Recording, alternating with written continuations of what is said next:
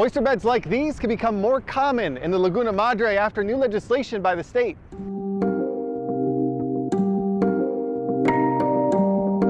It's a very productive area, especially with these oysters. I mean, they're fish habitats.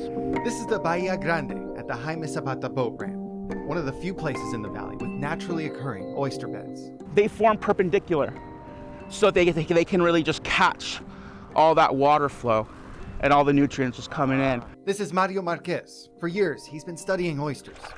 He started an oyster farm himself.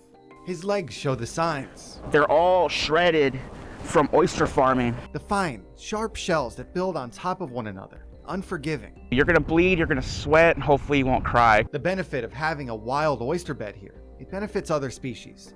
Marquez has worked in other states that do allow oyster farming.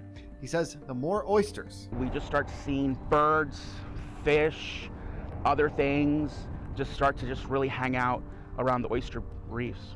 The state of Texas has made oyster farming legal. Legal for someone to rent a small patch of approved bay area from the state. Legal to sow and legal to harvest. The shells that remain, as they die, one sticks up on the other, will cluster and form a reef.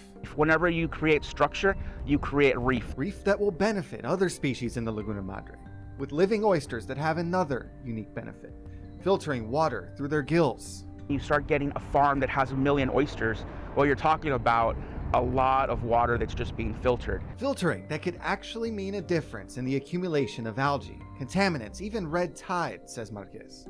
It'll tell you a lot about your backyard. So it's really kind of beautiful. This change is coming to the Texas Gulf Coast. What's left is for the state to iron out the details of exactly how those leases will be executed before commercial production gets started. In the Bahia Grande, Preysing, Channel 5 News.